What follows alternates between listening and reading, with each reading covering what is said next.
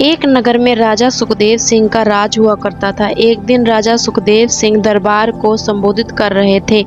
तभी किसी ने सूचना दी कि एक पंडित उनसे मिलना चाहता है। सुखदेव सिंह जी ने कहा कि पंडित को अंदर लाया जाए। तब पंडित उनसे मिला तो सुखदेव ने उनसे आने का प्रयोजन पूछा। पंडित ने कहा कि वह किसी दान की इच्छा से नहीं आए हैं, बल्कि उन्हें कुछ बतलाने आए हैं। उन्होंने बतलाया कि हिमगिरी में सूर्योदय होते ही एक खंभा प्रकट होता है, जो सूर्य का प्रकाश ज्यों-ज्यों फैलता है ऊपर उठता चला जाता है, और जब सूर्य की गर्मी अपनी पराकाष्ठा पर होती है तो सूर्य को स्पर्श करता है। ज्यों-ज्यों सूर्य की गर्मी घटती है, छोटा होता जाता है और तथा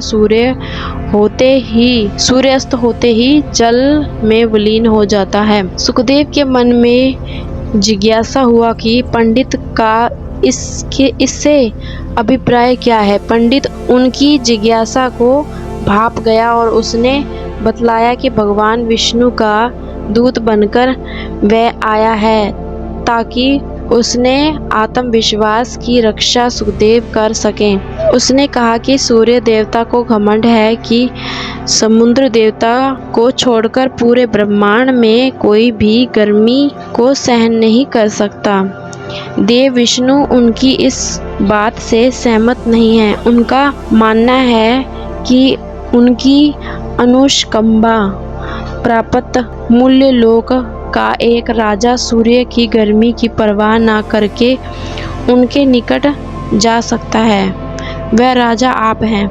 राजा सुखदेव सिंह को अब सारी बात समझ में आ गई। उन्होंने सोच लिया कि प्राण त्याग करके भी सूर्य भगवान को समीप से जाकर नमस्कार करेंगे तथा देव के आत्मविश्वास की रक्षा करेंगे। उन्होंने पंडित को समुचित दान दक्षिणा देकर विदा किया तथा अपनी योजना को कार्य रूप देने का उपाय सोचने लगे। उन्होंने इस बात की खुशी थी कि देवता गण भी उन्हें योग्य समझते हैं।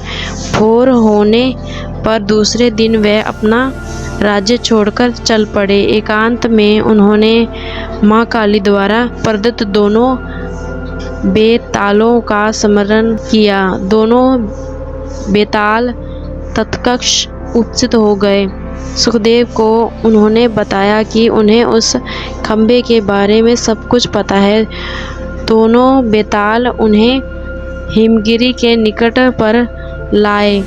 रात उन्होंने हरियाली से भरी जगह पर काटी और भोर होते ही उस जगह पर नजर टिका दी जाए से खंभा प्रकट होता। सूर्य की किरणों से जो हिमगिरी के जल को छुआ कि एक खंभा प्रकट हुआ। सुखदेव तुरंत हैरान होकर उस खंभे तक पहुँचे। खंभे पर ज्यों सुखदेव चढ़े, जल में हलचल हुई और लहरें उठकर सुखदेव के पांव छूने लगी।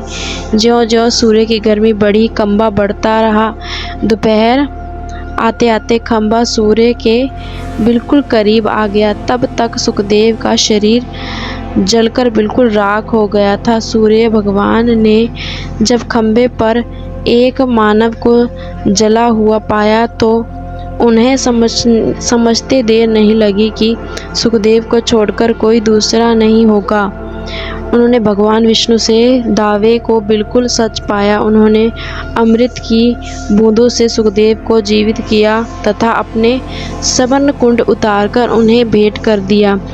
उन कुंडलों की विशेषता भी कि कोई भी इच्छित वस्तु वह कभी भी प्रदान कर देते। सूर्यदेव ने अपना रथ अस्ताचल की दिशा में बढ़ाया तो खंभा घटने लगा। सूर्यास्त होते ही खंभा पूरी तरह घट गया और सुखदेव जल पर तैरने लगे। तैरकर सरोवर के किनारे आए और दोनों बेतालों का समर्थन किया। बेताल उन्हें फिर उसी जगह पर लाए जहाँ से उन्हें सरोवर ले गए थे। सुखदेव पैदल अपने महल की दिशा में चल पड़े। कुछ दूर पर एक पंडित मिला जिसने उनसे ये कुंडल मांग लिए। सुखदेव ने बेहिचक उसे दोनों कुंडल दे दिए। इसलिए सदा ही हमें दान करते रहना चाहिए, क्योंकि दान देना ही एक प्रकार का धर्म ही होता है।